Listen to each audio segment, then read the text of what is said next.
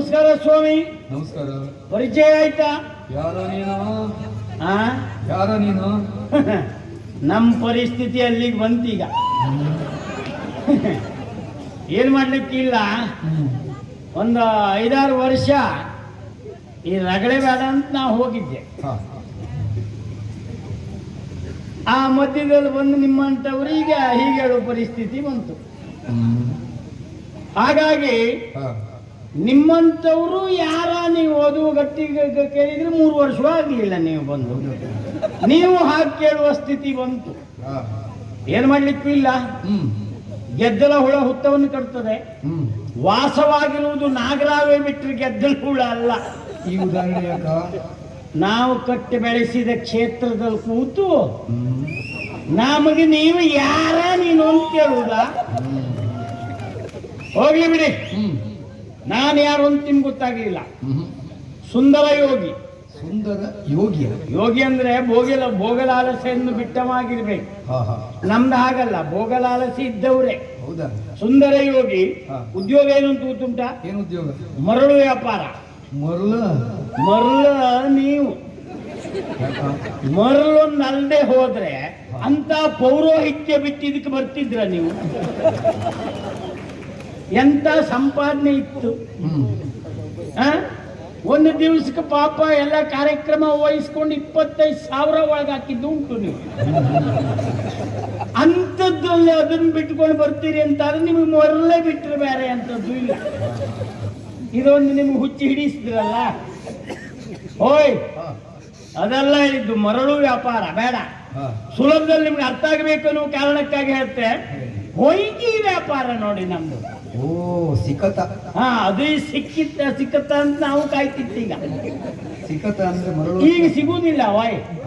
ಹಾಗೆ ನಾವು ಸಿಕ್ಕತ್ತ ಅಂತ ನಾವು ಕಾಯ್ತಿತ್ತು. ಹಾಗಲ್ಲ, ಸಂಸ್ಕೃತದಲ್ಲಿ ಸಿಕತ ಅಂದ್ರೆ ಮರಳು ಅಂತ. ನೀವು ಸುಮ್ಮನಿರಿ, ನಿಮ್ಗೆ ಬೇರೆ ಕೆಲಸ ಇಲ್ವಾ? ಕನ್ನಡದಲ್ಲಿ ಮಾತಾಡಿದ್ರೆ ಕೆಲವು ಗೊತ್ತಾಗುದಿಲ್ಲ, ಅಂಥದ್ರಲ್ಲಿ ನೀವು ಸಂಸ್ಕೃತವಾ? ಓಯ್ ಆಗ್ಲಿ, ಅದೊಂದು ಶಬ್ದ ಉಂಟು ಅಂತ ಹೇಳ್ಕೊಟ್ಟಾಗಾಯ್ತು ನೀವು. ಮರಳು ವ್ಯಾಪಾರ ಯಥಾರ್ಥಕ್ಕುಂಟಲ್ಲ. ಈ ಉದ್ಯೋಗಕ್ಕೆ ನಾನು ಬರ್ಲಿಕ್ಕೆ ಕಾರಣ ಏನು ಗೊತ್ತಾ? ಈ ಮರಳು ವ್ಯಾಪಾರ ಮಾಡುವವ್ರನ್ನೆಲ್ಲ ನೋಡಿಕೊಂಡು ಅವ್ರ ಬಯಲು ಗಾಡಿ ಮೇಲೆ ಬರು ಚಂದ, ಮೇಲೆ ಕೈಗೆ ಕುತ್ತಿಗೆಲ್ಲ ಹಾಕೋದು ನೋಡಿ ನಾನು ಏನೋ ಆಸೆ ಪಟ್ಟು ಬಂದದ್ದು ಇದಕ್ಕೆ. ನಾನು ಒಂದು ಗಾಡಿ ತಗೊಳ್ಳುವ ಅಂತ ಲೆಕ್ಕ ಹಾಕಿ ಬಂದೆ. ಈಗ ಯಾವ ಗಾಡಿ ಅಡಿಗೆ ಬೀಳುವುದು ಅಂತ ನಂಗೆ ಗೊತ್ತಿಲ್ಲ. ನಿಂಗೆ ಪಾಪ ಅವನಿಗೂ ಹಾಗೇನೆ, ರಾತ್ರಿ ಮೇಲೆ ಜೋರು. ಮತ್ತೆ ಈಗ ಯಾಕೆ ಹೇಳಿದೆ ಗೊತ್ತುಂಟ? ನಿಜವಾಗಿ ಎಣಿಸ್ಕೊಂಡಾಗ ಯಾವುದೂ ಇರುವುದಿಲ್ಲ. ಯಾಕೆಂದ್ರೆ ಎಲ್ಲಾ ಉದ್ಯೋಗವೂ ಅಷ್ಟೇ, ಅದು ಇದು ಅಂತಲ್ಲ. ಆ ಉದ್ಯೋಗ ಮಾಡಿದವರೆಲ್ಲ ಮೇಲೆ ಬೀಳ್ತಾರೆ ಅಂತ ಹೇಳಲಿಕ್ಕಿಲ್ಲ. ಅದರಷ್ಟ ಇದ್ದವ್ ಮಾತ್ರ ಮೇಲೆ ಬೀಳ್ತಾನೆ ಅಷ್ಟೇ. ಇಲ್ಲೇ ಹೋದ್ರೆ ಇದರಷ್ಟು ಗೋಳು ಮತ್ತೆ ಯಾವ್ದು ಬೇಡ. ಈಗ ನಿಮ್ಮನ್ನು ನೋಡಿದ್ರೆ, ನಿಮ್ಮ ಉದ್ಯೋಗ ನೋಡಿದ್ರೆ ನೋಡುವವ್ರಿಗೇನು ಗೊತ್ತಾ? ಭಾಗವತ್ಗೆ ಅಷ್ಟು ಅನುಕೂಲ ಮತ್ತೆ ಯಾವ್ದು ಇಲ್ಲ ಅಂತ ಅವರು. ಯಾಕಂದ್ರೆ ಕೂತಲ್ಲೇ ಹಾಡುದು ಬಿಟ್ರೆ ಯಾವ ಮೈಕೈ ನೋವಿಲ್ಲ, ಯಾವ ತಾಪತ್ರೆ ಇಲ್ಲ ಅಂತ ಕೆಲವು ನೋಡುವವರು ಹೇಳುವುದುಂಟು. ಯಥಾರ್ಥಕ್ಕೆ ಏನು ಅಂತ ನಿಮ್ಗೆ ಗೊತ್ತುಂಟು. ಸೊಂಟದ ಕೆಳಗಿದ್ದ ನರನಾಡಿ ಎಲ್ಲ ನಿಮ್ದು ಕೆಲಸ ಮಾಡುವುದಿಲ್ಲ ಅಂತ ಯಾರು ಹೇಳಲಿಕ್ಕುಂಟ? ಕೆಲಸ ಮಾಡುವುದಿಲ್ಲ ಅಂದ್ರೆ ಆಗಲ್ಲ, ಎದ್ದು ಹೋಗ್ಲಿಕ್ಕೂ ಕೂಡುದಿಲ್ಲ ಹಾಗೆ. ಮತ್ತೆ ಉಳಿದ ವಿಷಯಕ್ಕೆ ಹೇಳಿದ್ದಲ್ಲ, ಕೂತಲ್ಲೇ ಕೂತು ಪಾಪ ನಿಮ್ಮ ಗೋಳು ನಿಜವಾಗ ಒಂದು 3 ಗಳಿಗೆ ಕೂತ್ಕೊಳ್ಬೇಕು ಅಂತ ಯಾರಿಗಾದ್ರೂ ಪಂಥ ಕೊಟ್ಟು ಕೂಡಿಸ್ಲಿ ನೋಡುವ. ಅವನ ಅವಸ್ಥೆ ಯಾರಿಗೆ ಬೇಕು? ಆ ಲೆಕ್ಕದಲ್ಲಿ ಓಡಾಡುದಾದ್ರೂ ಬೇಕು, ಕೂತ್ಕೊಳ್ಳೋದು ಬೇಡ ಅಂತ ಹೇಳಿ ನಾವು ಅನುಭವಿಸಿದವ್ರಿಗೆ ಮಾತ್ರ ಗೊತ್ತೇ, ಬಿಟ್ರೆ ಬೇರೆ ಅಂತದ್ದು ಇಲ್ಲ. ಈ ಉದ್ಯೋಗಕ್ಕೆ ಬಂದದ್ದು ಹೌದು ಸ್ವಾಮಿ. ನನ್ನ ಲೆಕ್ಕ ಮೊದ್ಲಂತದ್ದು ಗೊತ್ತಾ? ಯಾವ ಸಮಸ್ಯೆ ಇಲ್ಲ, ಹೊಳೆ ಬದಿನ ತಕೊಂಡು ಬಂದ್ರೆ ಆಯ್ತು ಅಂತ ಲೆಕ್ಕ ಹಾಕಿದ್ದೆ. ಬಂದ ಮೇಲೆ ಗೊತ್ತಾದದ್ದು. ಯಾಕೆ ಅಂತ ಹೇಳಿದ್ರೆ ಮೊದ್ಲೊಂದು ಕಾಲದಲ್ಲಿ ಹಾಗೆ ಇತ್ತು, ಹೊಳೆ ಬದಿನ ತೆಕ್ಕೊಂಡು ಬಂದ್ರೆ ಸೈ. ಆದ್ರೆ ಈಗ ಹಾಗಲ್ಲ. ಆಡಳಿತ ವರ್ಗದವ್ರು ಇದನ್ನೆಲ್ಲ ಗ್ರಹಿಸಿ ಎಲ್ಲಿ ಸಂಪನ್ಮೂಲ ಉಂಟೋ ಅಲ್ಲಿ ಅವ್ರ ಕೈ ಹಾಕದೆ ಹೋಗುದೇ ಇಲ್ಲ. ತೆರಿಗೆ ಭವಿಷ್ಯಕ್ಕೆ ನಾನು ಹೇಳ್ತಾ ಇಲ್ಲ, ಅದು ಬೊಕ್ಕಸಕ್ಕೆ ಒಂದು ಸಂಪಾದನೆ ಆಗ್ತದೆ ಅಂತ ಲೆಕ್ಕ ಹಾಕ್ತಿದ್ದೆ.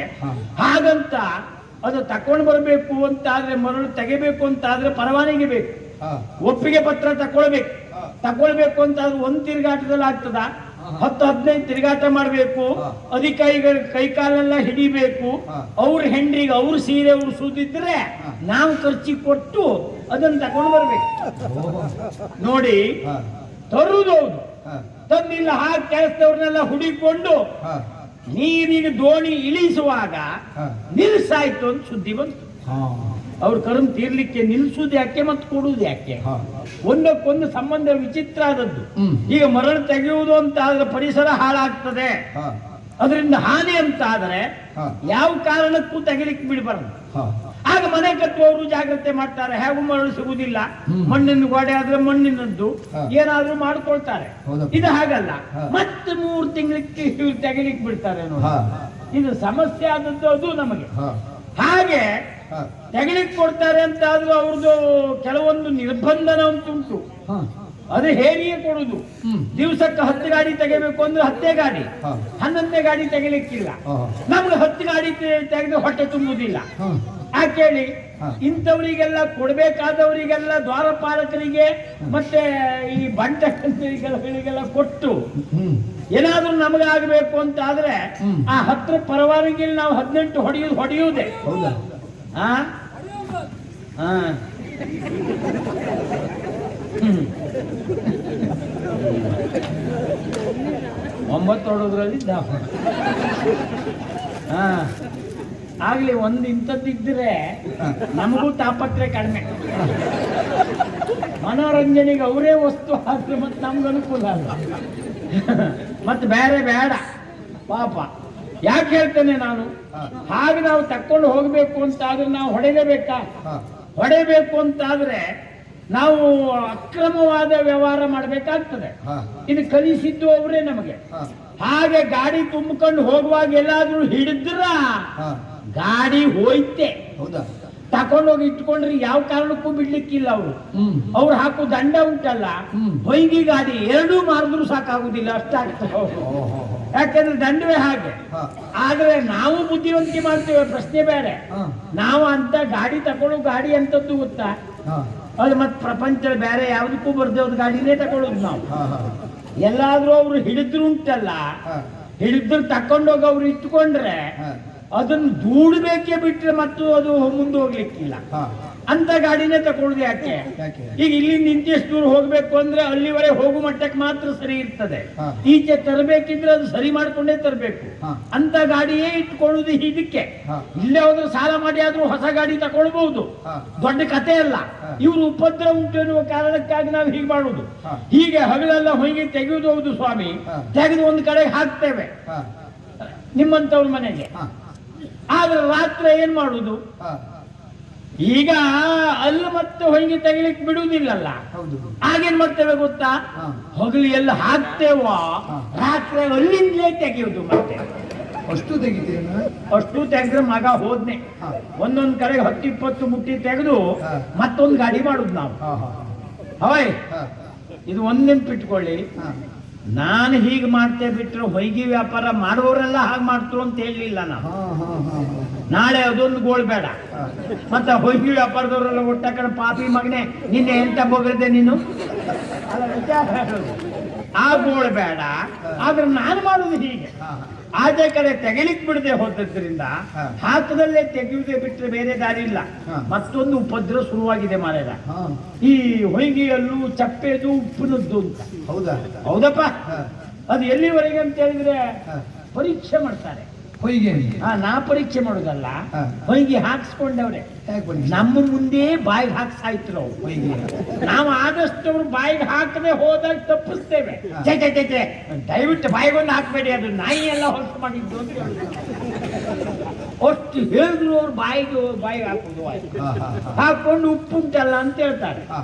ಅದಕ್ಕೀಗ ನಾವೇನ್ ಮಾಡ್ತೇವೆ ಗೊತ್ತಾ? ಹಾ. ಉಪ್ಪು ನೀರದ್ದೇ ಹೊಯ್ಗೆ ತೆಗಿತೇವೆ ಅಂತ ಇಟ್ಕೊಳ್ಳಿ. ಹಾ. ಗಾಡಿ ತಂದು ನಮ್ಮನೆ ಹತ್ರ ನಿಲ್ಸುದು, ಹಾ. ಮೇಲಿಂದ ಸರಿ ನೀರು ಬಿಡುದು, ಹಾ. ಉಪ್ಪಿದ್ದ ಚಪ್ಪೆ ಮಾಡ್ಕೊಂಡು ತಗೊಂಡೋಗಿ ಹಾಕು. ಹಾ. ಆದ್ರೂ ಹಾ. ಬಾಯಿ ಹಾಕೊಂಡು ಚೂರು ಚೂರು ಉಪ್ಪಿದ್ದಾಗ ಉಂಟು ಅಂತ ಹೇಳುದು ಉಂಟು ಅವ್ರು. ಹಾ. ಆಗ ಬಾಯಿ ಹರಿಸಿ ಬಿಡ್ತೇವೆ. ಹಾ. ಏನು ಹಾ. ಏನ್ ಬಾಯಿ ಹರಿಸಿದ್ದು? ಅಂಗಡಿಗೆ ಹೋಗಿ ಅಕ್ಕಿ ತಗೊಬರ್ತೀರಿ, ಹಾ. ಅಕ್ಕಿ ಒಳಗೆ ಕಲ್ಲು ಇರ್ತದ ಇಲ್ವಾ? ಹಾ. ಹಾಗೆ ಅಂಗಡಿಗೆ ಹೋಗಿ ಕಲ್ಲು ಕೊಡಿ ಅಂತ ಹೇಳುದಾ? ಹ್ಮ್. ಅಕ್ಕಿಯನ್ನೇ ಕೇಳುದು. ಹಾ. ಅಕ್ಕಿ ಒಳಗೆ ಕಲ್ಲಿರುವುದು ಸಹಜ. ಅದನ್ನು ತೆಗೆದು ಬಿಸಾಡಿ ಹಾ. ಅಕ್ಕಿ ಬಳಸುವುದಿಲ್ವಾ? ಹಾಗೆ. ಹಾಗೆ ಉಪ್ಪಾದ್ರೆ ಚೂರು ತೊಳ್ಕೊಂಡು ಹಾಕಿ ಮತ್ತೆ ನಾವೆಂತ ಸಾಯುವುದು ಅಂತ ಕೇಳುದು ಅಲ್ಲ. ಕೆಲವು ಸಲ ಅವ್ರಿಗೆ ಮಾತಾಡ್ಲಿಕ್ಕೆ ಗೊತ್ತಿಲ್ಲ, ಹಾ. ಯಾಕೆಂದ್ರೆ ಈ ತೆಗಿಲಿಕ್ಕೆ ಎಲ್ಲ ಸಂದರ್ಭ ಬಿಡುವುದಿಲ್ಲಲ್ಲ. ಹಾ. ಹಾಗಾಗಿ ನಾವು ಉಪ್ಪನ್ನೇ ಹಾಕಿದ್ರು ಕೆಲವು ಸಲ ಅದಾದ್ರೂ ಅಡ್ಡಿಲ್ಲ ಹೇಳುವ ಪರಿಸ್ಥಿತಿ. ಹೌದಪ್ಪ. ಇಷ್ಟೆಲ್ಲ ಮಾಡುದು ಯಾಕೆ ಹೇಳಿ? ಯಾಕೆ? ನೀವೇ ವಿಚಾರ ಮಾಡಿ. ಹಾ. ಏನಕ್ಕೇನೋ ಮಾಡಿ ಆದ್ರೂ ಹಾ. ನಾವು ಹೋರಾಟ ಮಾಡಿ ಬದುಕ್ತೇವೆ. ಯಾಕೆ? ಯಾಕೆ? ಸಂಪಾದನೆ ಮಾಡಬೇಕು ಅಂತ. ಹಾ. ಬಲ್ಲವರು ಮಾತುಂಟಲ್ಲ, ಕಾಸಿದ್ದರೆ ಕೈಲಾಸವು ನೋಡಿ. ಹಾ. ಹಣ ಉಂಟಾ ಹಾ. ಅವ ಸತ್ಯಲ್ಲಾದ್ರೂ ಕೈಲಾಸಕ್ಕೆ ಹೋದ್ರೆ ಹಾ. ಕೈಲಾಸದ ಒಡೆಯನಾದಂತ ಪರಮೇಶ್ವರ, ಹಾ. ಆ ಶಂಕರ ಹಾ. ಕಡೆ ದಿಕ್ಕಿನ ಒಡೆಯ, ಹೌದಪ್ಪ. ಅವನು ಹಣ ಇದ್ದವನಿಗೆ ಜಾಗ ಬಿಟ್ಟು ಕೊಟ್ಟರು ಕೊಟ್ಟ. ಹಾ. ಅಂದ್ರೆ ಹಣಕ್ಕಷ್ಟು ಬೆಲೆ ಉಂಟು ಪ್ರಪಂಚದಲ್ಲಿ. ಹೌದಪ್ಪ. ಕಾರಸಂತೆ ಕದೀಮನಾಗ್ಲಿ ಯಾರು ತಲೆ ಕಡದೆ ಹಣ ಮಾಡ್ಲಿ, ಹಾ. ಹಣ ಉಂಟು ಅಂತ ಆದ್ರೆ ಹಾ. ಗಣ್ಯ ವ್ಯಕ್ತಿಗಳು ಅವರಿಗೆ ಅಂತೆ ಎಲ್ಲರೂ ನಮಸ್ಕಾರ ಮಾಡ್ತಾರೆ. ಹಾ.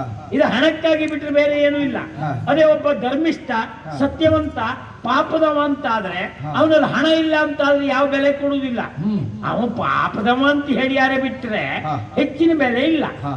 ಈಗ ಇನ್ನೂ ಹೇಳ್ಬೇಕಾ, ಹಾ. ಮೈ ಮಾರಾಟ ಮಾಡುವಂತ ವೇಶ್ಯೆ ಹಾ. ತನ್ನೂರನ್ನು ಬಿಟ್ಟು ಮಹಾರಾಷ್ಟ್ರ ಅಂದ್ರೆ ದೊಡ್ಡ ರಾಷ್ಟ್ರ, ಹಾ. ಅಲ್ಲಿ ಹೋಗಿ 10-20 ಜನ ಹೆಣ್ಮಕ್ಳು ಇಟ್ಕೊಂಡು ಹಾ. ಒಳ್ಳೆ ಸಂಪಾದನೆ ಮಾಡಿ ಅಪರೂಪಕ್ಕೆ ಊರಿಗೆ ಬಂದು ಹಾ. ಮುಖಾಂಬಿಕೆ ಚಿನ್ನದ ಕಿರೀಟ ಹಾ. ಮತ್ತೊಂದು ದೇವರಿಗೆ ಬಂಗಾರದ ಕೊಡ್ಲಿಕ್ಕೆ ಕೊಟ್ರೆ ಹಾ. ಊರಿನ ಗಣ್ಯ ವ್ಯಕ್ತಿಗಳೇ ವೇದಿಕೆಯಲ್ಲಿ ಅವಳಿಗೆ ಅಕ್ಕವ್ವ ನಮಸ್ಕಾರ ಅಂತ ಹೇಳ್ತಾರೆ. ಹಾ. ಸ್ವಂತ ಅಕ್ಕನನ್ನು ಅಕ್ಕ ಅಂತ ಕಣ್ಣೆತ್ತು ನೋಡದೆ ಹೋದವ ಹಾ. ವೇಶ್ಯೆಗೆ ಅಕ್ಕ ಅಂತ ಯಾಕೆ ಹೇಳ್ತಾ? ಯಾಕೆ? ಎಲ್ಲ ಹಣ ಭಾಗವತ್ರೆ. ಸರ್ವೇ ಗುಣಾಃ ಏನು ಕಾಂಚನಮಾಶ್ರಯಂತಿ. ನೀವು ಪೂರ್ತಿ ಅದರಲ್ಲೇ ಹೇಳೋದು. ವಿಷಯ ಹೌದು. ಹಾ. ಎಲ್ಲವನ್ನೂ ನುಂಗುವ ಸಾಧ್ಯತೆ ಇದ್ದದ್ದು ಹಣ. ಹಾ. ಹಾಗಾಗಿ ಹಾ. ಏನಕ್ಕೇನೋ ಮಾಡಿ ಆದ್ರೂ ನನಗೆ ಒಂದು ಹಣ ಮಾಡಬೇಕು ಅಂತ ಬಂದಿದೆ. ಹಾ. ಜೀವನದಲ್ಲಿ ಇವತ್ತಿನವರೆಗೆ ಮಾಡಿದ ಸುಡುಗಡೆ ಅಂತದ್ದು ಇಲ್ಲ, ಹೌದಾ? ಇನ್ನು ಮುಂದೆ ಆದ್ರೂ ಮಾಡುವ ಅಂತ ಹಾ. ನಿಮಗೊಂದು ಬುದ್ಧಿವಂತಿಕೆ ಹೇಳ್ತೇನೆ ಹಾ. ನೋಡಿ. ಹಾ. 2-3 ವರ್ಷದಿಂದ ಮೇಳದಲ್ಲಿದ್ದೆ. ಹಾ. ಹ, ಏನೂ ಪ್ರಯೋಜನಕ್ಕೆ ಬರುವುದಿಲ್ಲ. ಹಾ. ಬೇಕಿದ್ರೆ 25 ವರ್ಷ ಇರಿ ನೀವು, ಹಾ. 26ನೇ ವರ್ಷಕ್ಕೆ ನೀವು ಹೋದ್ರು ಉಂಟಲ್ಲ, ಹಾ. ಬಿಟ್ಟೋದ್ರೆ ಹಾ. ಅವನ ಹ್ಮ್. ಸುಖ ಇಲ್ಲಪ್ಪ, ನಾ ಅದಕ್ಕೆ ಬಿಟ್ಟಿದ್ದೆ. ಇದ್ರೆ ಹಾ. ನೀವೇ ಬಂಗಾರ ಅಂತ ಹೇಳುವುದು ಸಹಜ. ಹಾ. ಯಾಕೆಂದ್ರೆ ವ್ಯಾಪಾರಕ್ಕೆ ಕೂತವರು ಹೌದು. ನಮ್ಮಲ್ಲಿದ್ದದ್ದು ಒಳ್ಳೇದು ಅಂತಲೇ ಹೇಳುದು ಹೌದು. ಅನಿವಾರ್ಯ. ಹಾ. ಅದೇ ಬಿಟ್ಟು ಹೋದ್ರೆ ಹಾ. ಹೀಗೆ ಹೇಳ್ತಾರೆ. ಹಾ. ಹಾಗಾಗಿ ಒಂದು ಮಾತು ಹೇಳ್ತೇನೆ, ಹಾ. ಯಾರಾದ್ರೂ ನಿಮಗೆ ದಿವಸಕ್ಕೆ ಹಾ. ಒಂದು 300 ಹೆಚ್ಚು ಕೊಡ್ತೆ ಅಂದ್ರೆ ಹಾ. ಕಣ್ಣು ಮುಚ್ಕೊಂಡು ಎದ್ಕೊಂಡು ಹೋಗ್ತೀರಿ ನೀವು. ಹಾ. ಹೋದ್ರೆ ಹಾ. ಇವರಿಗೆ ಅಗತ್ಯ ಇದ್ರೆ ಮತ್ತು 1,000 ಹೆಚ್ಚು ಮಾಡಿ ನಿಮ್ಮನ್ನು ಕರ್ಕೊಂಡು ಬರ್ತಾರೆ. ಹಾ. ಅಲ್ಲಿಗೆ ವರ್ಷದಿಂದ ವರ್ಷಕ್ಕೆ ನಿಮ್ಮ ಸಂಬಳ ಏರ್ದಾಗ ಆಯ್ತಾ? ಹೌದಪ್ಪ. ಇಲ್ಲ 25 ವರ್ಷ ಒಂದೇ ಕಡೆಗೆ ಇದ್ದೆ ಅಂತ ಹೇಳಿದ್ರೆ ಏನೂ ಪ್ರಯೋಜನ ಇಲ್ಲ. ಹಾ. ಆ ಕೆಲಸ ಮೊದಲು ಮಾಡಿ. ಹಾ. ಹಾಗಂತ ಹಾ. ಈ ವಿಷಯ ಮಾತ್ರ ಯಜಮಾನ್ರಿಗೆ ಹೇಳ್ಬೇಡಿ. ಹೆಂಗಲ್ವ? ಅಲ್ಲ, ನಾ ಹೇಳಿದ್ದೆ ಅಂತ ಹೇಳ್ಬೇಡಿ ಅಂತ. ಹಾ. ಹಾ. ಅಲ್ಲ, ಹೇಳಿದ್ರೆ ಅವ್ರು ಏನು ಹೇಳ್ತಾರೆ ಅಂತ ನಂಗೆ ಗೊತ್ತುಂಟು. ಹಾ. ಪಾಪಿ ಮಗನೇ, ಜೀವಕ್ಕೆ ಹೆಚ್ಚಾದ ಸಂಬಳ ಸಾಕ ಸತ್ತೆ ನೀನು. ಹಾ. ಮೇಲಾಗಿ ದಿವಸ ಬಂದು ಸಾಯುವುದಿಲ್ಲ, ಕರೆದ್ರೆ ಅಪರೂಪಕ್ಕೆ ಬರ್ಲಿಕ್ಕೆ ಇದ್ದಿದ್ದೆ. ಮತ್ತೆ ಇಲ್ಲಿದ್ದವ್ರನ್ನೂ ಕಳಿಸಿ ನಮ್ಮನ್ನೇನು ಮುಳುಗಿಸ್ಬೇಕು ಅಂತ ಹೊಂಟಿದ್ದೆ ಕೇಳ್ತಾರೆ ಅವರು. ಹಾಗಾಗಿ ಅವ್ರು ಹಾಕಿ ಕೇಳಿದ್ರೆ ತಿರ್ಸಿ ನಿಮ್ಮ ಮೇಲೆ ಹಾಕ್ಲಿಕ್ಕೆ ನಂಗೆ ಗೊತ್ತುಂಟು, ಹಾ. ಅದು ದೊಡ್ಡ ವಿಷಯ ಅಲ್ಲ. ಹಾ. ಅದ್ರ ಜಾಗ್ರತೆ ಮಾಡಿ ಅಂತ ಹೇಳಿದ್ದು ಹಾ. ನಾನು. ಹಾ. ಸ್ವಾಮಿ, ಹಾ. ನಾನೀಗ ಅದೇ ವಿಚಾರ ಮಾಡ್ತಾ ಇದ್ದದ್ದು. ಹಾ. ಹಾಗಂತ ಈಗ ನಮಗೆ ನಿಜವಾಗಿ ಕೆಲಸ ಇಲ್ಲ, ಹಾ. ಹೊಯ್ಗಿ ತೆಗಲಿಕ್ಕೆ ಬಿಡುವುದಿಲ್ಲ. ಹಾ. ಆದ್ರೂ ಹೊಳೆ ಬದಿ ಹೊರಟಿದ್ದೇನೆ. ಹಾ. ಯಾಕೆ ಹೇಳಿ? ಯಾಕೆ? ನೋಡುವವರಿಗೆ ಪುರ್ಸೊತ್ತಿಲ್ಲ ಅಂತ ಕಾಣಿಸ್ಕೊಳ್ಬೇಕು. ಹಾ. ಕಾರ್ಯಕ್ರಮ ಒತ್ತಡ, ನೀವು ಅದೇ ಬುದ್ಧಿವಂತಿಕೆ ಮಾಡಿ. ಹಾ. ಅಲ್ಲಿ ಸೋಮವಾರ ಬಿಟ್ಟರೆ ಮತ್ತೆ ಶುಕ್ರವಾರ ಒಂದು ಕಾರ್ಯಕ್ರಮ ಬರ್ಕೊಂಡು ಸಾಯ್ಬೇಡಿ. ಹಾ. ಶನಿವಾರ, ಆದಿತ್ಯವಾರ, ಸೋಮವಾರ ಎಷ್ಟು ದಿವಸ ಉಂಟು ಎಲ್ಲ ಹಾ. ಕಾರ್ಯಕ್ರಮ ಇಲ್ಲದೆ ಹೋದ್ರು ಹೋಗ್ಲಿ. ಹಾ. ಊರು ಬಾಳ ಉಂಟಲ್ಲ, ಹಾ. ಒಂದೊಂದು ಹೆಸರು ಬರ್ದಿಟ್ಕೊಳ್ಳಿ. ಹಾ. ಹಾ. ಯಾರಾದ್ರೂ ಕೇಳಲಿಕ್ಕೆ ಬಂದು ತೋರ್ಸ್ಲಿಕ್ಕೆ ನೋಡಿ, ನಮಗೆ ಪುರ್ಸೊತ್ತಿ ಇಲ್ಲ ಎಲ್ಲಾ ಕಾರ್ಯಕ್ರಮ. ಹಾಗೆ ಹಾಗೆ.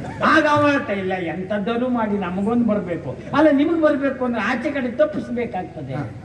ಏನಾದ್ರೂ ಮಾಡಿ, ಬೇಡಿಕೆ ಹೆಚ್ಚಾಗುವುದೇ ಹೀಗೆ. ಹಾಗೆ ಹಾಗೆ. ಅದನ್ನು ಮಾಡ್ಕೊಳ್ಳಿ. ಪುರುಷೋತ್ತುಂಟು ಅಂತ ಕಾಣಿಸ್ಕೊಳ್ಳಿಕ್ಕಿಲ್ಲ. ಹಾ. ಹಾಗಾಗಿ ನಾನೀಗ ಹೊಳೆ ಬದಿಗೆ ಹೊರಟಿದ್ದೇನೆ. ಯಾಕೆ? ಯಾಕೆ? ಹೊಯ್ಗಿ ತೆಗುವುದಿಲ್ಲ, ಎಲ್ಲಿಂದ ಹಾಕ್ತಾನೆ? ಹಾ. ಹಾಗಿದ್ರೆ ಹಾಕದಲ್ಲೇ ತೆಗೆತಾನೋ ಎನ್ನುವ ಅನುಮಾನ ಬರಬಾರ್ದು ಅಂತ. ಹಾ ಈಗ ಯಥಾರ್ಥಕ್ಕೆ ಈಗ ತೆಗೆಯುವುದು ಸುಲಭ ಇಲ್ಲ. ರಾತ್ರಿ ಹೋಗಿ ಹಾ ಅಲ್ಲಿ ನಮ್ಮ ವೈದಿಗಳಿದ್ದಾರೆ. ವೈರಿಗಳ ಮನೆ ಯಜಮಾನ ಯಜಮಾನ್ರ ಯಜಮಾನ್ರ ಮುಸ್ಕಾಕ ಮಲ್ಕೊಂಡಾಯ್ತು. ಮತ್ತೆ ಯಾರು? ಯಜಮಾನ್ರ ಅಲ್ಲ ಸ್ವಾಮಿ, ಹಾ ಹೊಯ್ಗೆ ರಾಶಿ ಮೇಲೆ ಇರುವುದು ಯಾವುದು? ಹಾ ಬೀದಿ ನಾಯಿ. ಹಾ ಅದ್ ನಾವು ಹೋದ್ರೆ ಸಾಕು, ಸಂಸಾರ ಸಹಿತವಾಗಿರ್ತದೆ. ಹಾ ನಾನಿಲ್ಲಿದ್ದೆ, ನೀ ಯಾಕೆ ಬಂದೆ ಕೇಳ್ತದ ನಮ್ಮ ಹತ್ರ. ಆದ್ರೂ ಏನಕ್ಕೇನೋ ಮಾಡ್ಕೊಂಡು ನಾವು ಬರ್ತೇವೆ. ಈಗ ಹೊಳೆ ಬದಿ ಹೊರಟದ್ದು ಕೆಲಸ ಉಂಟು ಅಂತ ಕಾಣಿಸ್ಕೊಳ್ಳಿಕ್ಕೆ ಆ ಬದಿ ಹೋಗ್ತಾ ಇರ್ತೇವೆ.